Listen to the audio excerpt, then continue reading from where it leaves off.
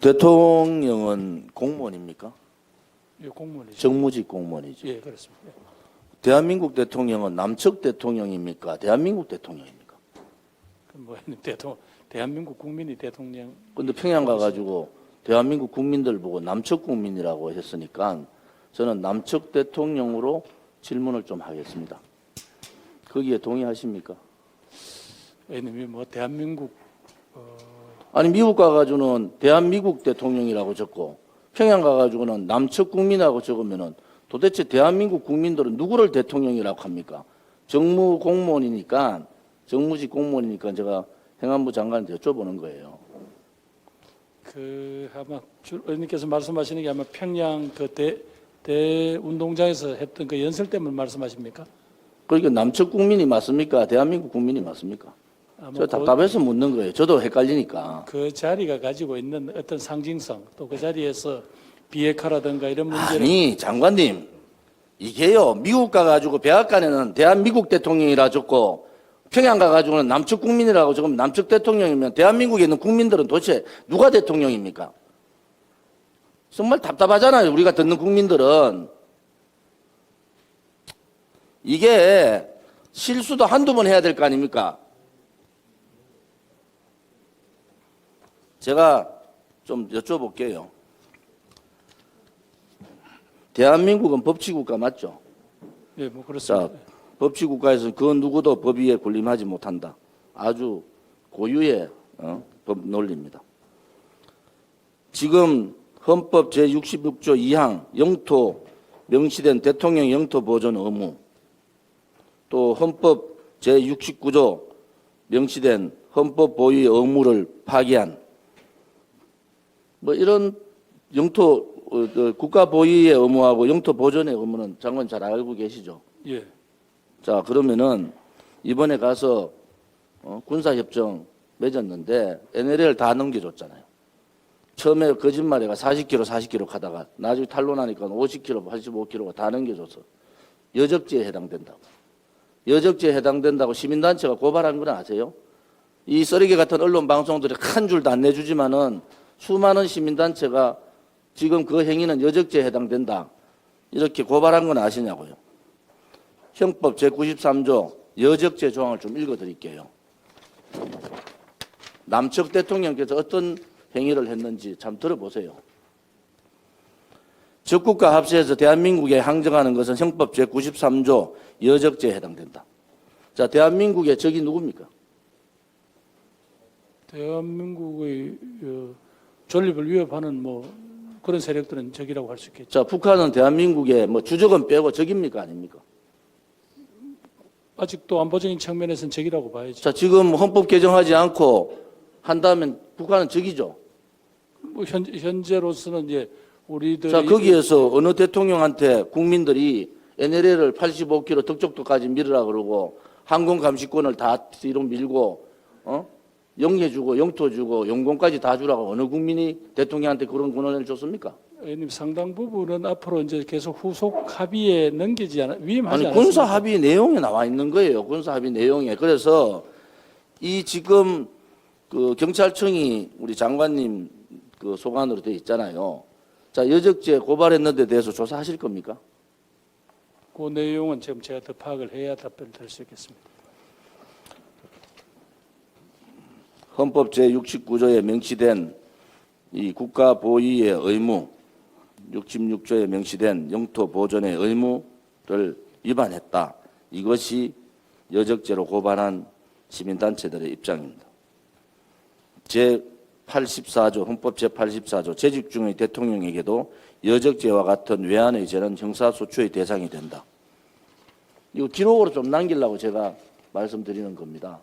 절대로 장관님 대통령 뵈면은 그런 실수도 하지 마라 그랬어요.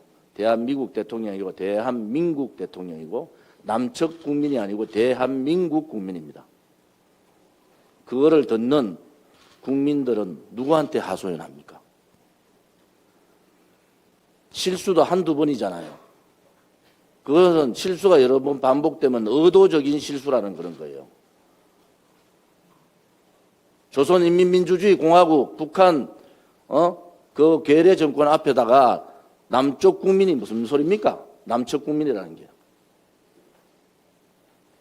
이게 간단한 문제라고 보십니까? 또 하나는 여당의 대표라는 사람이 국가보안법 문제를 평양 가서 얘기합니까? 김일성부터 김정일, 김정은 3대 세습 정권 70년 동안 제1 슬로건 주한미군 철수, 제2 슬로건 국가보안법 폐지. 국가보안법 폐지 문제를 들고 나왔을 때는 아무리 정부에서 정전선언 평화협정은 주한미군 철수하고 상관이 없습니다 하더라도 국민들이 그것을 믿습니까? 여당 대표라는 사람이 가가지고 국가보안법 문제를 평양 가서 얘기하는 상황에서. 자, 이 문제 장관님을 제가 많은 신뢰를 갖고 있는 분이기 때문에 던지는 겁니다. 하도 국민들이 속이 상해서 마음이 아파서 할 말은 좀 국회에서 해라. 아무도 안 하고 있으니까. 자, 3년간 비트코인 가상통화 제가 지금 경찰청 관리 좀 잘 해달라는 입장에서 말씀드릴게요. 이거 1121억 털렸습니다. 1121억 어디 갔다는 거 외국 언론 나온 거 아시죠? 자, 사이버 테러 방지법 해야 되지 않습니까? 대한민국의 가상통화가 1121억이 털려서 그 많은 돈들이 북한의 대북 제재안 상황에서 북한으로 흘러갔다는 것이 외국 언론들이 방송들이 나오는 거예요, 지금. 자, 이거 조사 전체 못하고 있잖아요. 그러면은 해킹 계속 해도 조사할 수 있는 시스템이 안 돼 있을 거예요. 경찰청에 이 얘기 보고 한번 받아보셨어요, 장관님께서? 사이버 공격에 대한 우리 외부에서 그게 뭐 어느 다른 나라를 제3국을 경유한 서버일지는 모르겠습니다만 하여튼 그런 여러 가지 공격이 계속되고 자, 있다는 16년에 있습니다. 자, 이 정권 들어와서 비교를 해야 돼요. 16년 한 건에 3억입니다. 자, 이 정권 들어와서 17년 4건 405억, 18년 2건에 지금 아직 진행 중이에요. 713억입니다. 무엇을 의미하시는지 잘 모르겠습니까?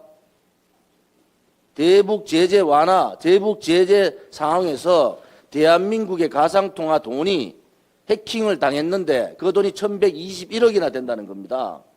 그런데 사이버 테러 방지법 반대했잖아요. 그 어떻게 사이버 테러 방지법 없으면은 이 가상 테러 이거 사이버 테러 한 거 아닙니까? 그다음에 개인 지갑. 가상 통화 개인 지갑이 154건이 해킹당했습니다. 지금 대한민국을 눈 벌 뜨고 북한에서 마음대로 해킹에 왔다 갔다 하고 돈 빼돌리고 제3국 통해서 빼돌리고 외국 언론 방송에서 나오는데 대한민국 언론 방송에 한마디도 안 썼습니까? 그러면 국무장관이신 장관께서는 이 문제에 대해서 경찰청 제가 자료를 보고 하는 거예요. 경찰청에서 보고 한번 받아보셨어요? 이 문제 보고 한번 받아보셨습니까? 이게 국가 안위에 얼마나 중요한 문제입니까? 의원님 말씀하시는 대로 사이버 위기 혹은 사이버 침투에 대한 대응 매뉴얼은 있고요. 그 문제는 국정원이 상황을 지휘하게 되어 있습니다. 국정원이 뭘 지휘하십니까? 국정원 다 무력화시켜놨는데 국정원이 지금 대북 문제에 대해서 뭘 한다고 보십니까? 그러나 사이버에 관해서는 가장 처리하고 있잖아요. 끝났어요. 계세요. 시간 끝났어요. 계시라고요. 정리를 좀 해주세요. 예? 일방적으로. 자, 지금 이 문제에 대해서 한 번이라도 주무장관으로서 이 해킹 문제, 이 1121억 해킹 당한 거 한 번이라도 보고받아 보셨습니까? 예, 그런 말씀드립니다만 이 사이버 안보에 관한 거는 소위 실무총괄은 국정원에서 하고 있습니다. 아니, 보고를 받아 보셨냐고요. 경찰청에서 지금 조사를 하고 있잖아요. 국정에서 하는 게 아니고 경찰청에서 지금 수사를 해가지고 한 건 잡았어요. 아, 시간 정리를 좀 해주십시오. 진행을 해주시면 되겠습니까? 예? 위원장님. 예, 조원진 의원님 이제 정리해 주세요. 끝났어요. 시간. 그러니까 발언 발언기를 달라니까요. 발언 중에 정리하지 마세요. 얘기하지 마세요. 좀 계세요. 마이크 꺼졌으면 그만하세요. 자, 제가 그만하겠는데 이거 네, 보고 받았는지 한번 이거 제가 지금 보충 국정원 자료가 질의하세요. 아니지 않습니까? 제가 이게 경찰청 자료라니까요. 그러면 경찰청을 중안하시는 장관이시니까 이 문제에 대해서 한 번이라도 보고를 받아 보셨냐는 거를 제가 묻는 예, 거예요. 알겠습니다. 제가 다시 한번 챙겨보겠습니다. 예. 예, 수고하셨습니다.